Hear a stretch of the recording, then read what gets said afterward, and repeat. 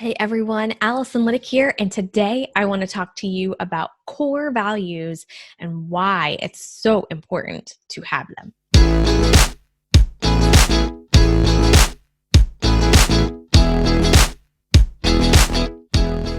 All right, so I know we've all heard the term core values, right? Like, what are your core values? What are the things at your core that you value? But do you have them in your business? Do you have them actually written out and you know them? You can recite them? Do your employees know them? And really, why do you need them? That's something that I get a lot from my clients is why do I even really need them? I have a mission, I have a vision. What are the reasons why I need to have them? So your core values are really your fundamental belief system, right? So you have your mission, which shows why you do what you do. You have your vision, which shows where you're going, right? And your why backs that up. But your core values are really your belief, like how you operate. What do you believe in fundamentally as an organization and as people in the organization? So these are really the guiding principles that help dictate everything else that you do. So this is something that is so important to have clearly defined, not only for you as a business owner, but for your employees that are working for you. So when thinking about core values, this is something that I feel like people just get kind of overwhelmed at even the thought of core values. Like, do you have like this really long list where it's like the scroll of core values for my company? Like, where do I even begin with this? It's so simple. So I just want to break it down with you because I really feel like it'll totally change the way that you operate as a business owner, having these clearly defined. So the first thing is you don't need many. Like, you could really only have 3 core values that kind of encompass everything that you want in your belief system. But the most important thing is that it's something that you and your employees can remember. So just keep that in mind. Having a ton of core values, no one's ever going to remember them. And they're really not going to be a core value then if you can't remember them, right? Because it's your belief system. So you need to remember what that says. So remember, you don't need that many. It just has to be something that you can remember and your employees can remember. The other thing is you want to make sure that they are truly authentic. Like, you don't take someone else's core values and just say, this sounds great, these are mine now.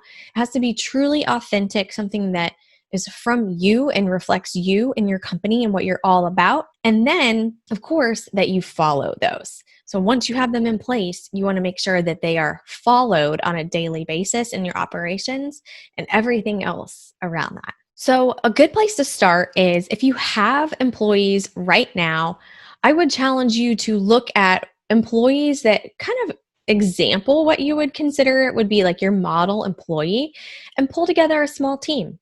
So get a small team of your model employees and start brainstorming core values for your business. So keep in mind when you're pulling this team together, this can literally be from top to bottom, and it might not even include anyone at the top.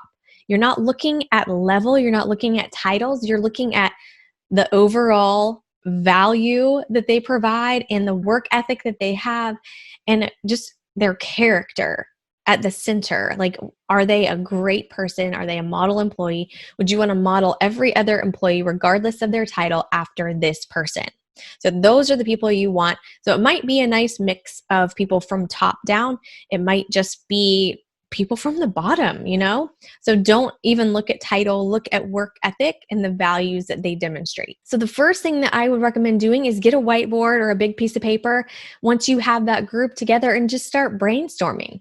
What are the key attributes of a model employee? And just start writing all those words down or those things down that you feel would make a great employee and that your team thinks would make a great employee. Now, if you don't have employees yet, that's okay. Get someone in your life that you can start working through this kind of stuff with. Again, it can be a coach, it can be a mentor, it can be a group of people. There's plenty of groups out there on Facebook that are people just like you. If you search what you are, whether it's Christian gym owner or whatever, you can find other people and you can start putting together a small group that's really like a mastermind type of feel where you can sit and just break down things. So whether you have employees or don't, you can still do this. So you just might have to create a different style of group if you don't have employees right now. If you do have employees, I would encourage you to utilize your current staff. So once you've given yourself the opportunity to brainstorm what those key attributes are, start to go through and condense that list down. So remember, this is something that you want your employees to know by heart, so you don't want it to be a huge, extensive list. So start to take some and just eliminate them, right? Like that is a great attribute, but maybe not a core value. So we're just going to take that off. Or you can look at things that are similar, that have similar meaning, right? So stuff that could go together and you could actually merge those into one core value. So start to eliminate it and condense the list down. So just keep the best ones and only keep the ones that are strong enough to stand on their own, either solely on their own or merged in with another core value or attribute. So once you have your core values written out and you have them finalized, the first thing that I want you to do is get the team that helped create this and get them excited about the core values and start talking about how you are going to incorporate those into every single thing that you do. So every area of operations, whether it's in your recruiting, when you're looking at new hire, everywhere you want to incorporate these core values. So start looking at different ways that you can do that based on whatever you have come up with and how you can start to roll those out in your business. The next thing would be is pulling together the rest of your staff, because assuming not everyone on your staff was part of that initial brainstorming and coming up with the core values, you want to roll these out in a really fun and exciting way. So if you can think of a game or prizes or something just to make it fun, where you're introducing these core values, showing them how great it's going to be to have these core values in the business and as part of everything that you do. Just roll them out and get your staff excited. So different areas I mentioned before, when you have core values outlined, your true core belief system, how you operate at your organization, this will be critical when you're recruiting. So when you're coming up with your ads, if you run ads for positions or job postings, you want to make sure that you interweave core values all throughout the job description or the posting or how you're communicating the position that's available at your business. Before you bring people in, you're going to know whether or not they're in alignment with your core values or not, or if you're going to have an issue with them before you bring them in. So it's going to save you a lot of time and money, I promise. The other thing is your core values are really going to help set the culture at your company. So something that we have at my business is failing is not failure. So that is something that I use to help encourage people to try new things and not be afraid that it's going to fail.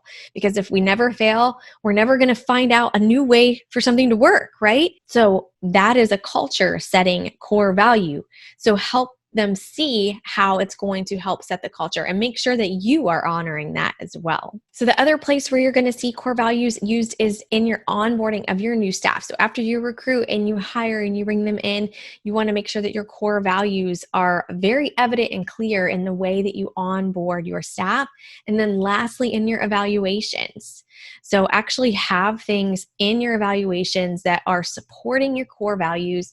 Are your employees holding up that core value? Are they demonstrating those core values in everything that they do? So make sure that it's a part of your evaluation. But it really is a great way to create a fun atmosphere. It's not a rule book. It's not another set of requirements for your employees. It truly is a culture setter. And you as a business owner have the power to make that fun and empowering for your staff, right? We always want our staff growing and excelling and stepping into the new next level for them, regardless of that means with our business or not. We always want people excelling and we want them having fun while doing it, because I promise if you're creating a culture that's fun, you are going to retain people and it will be very easy to recruit. So take some time, make your core values, roll them out, and please let me know how it goes. I'd love to hear your core values. I've seen some really creative ones out there.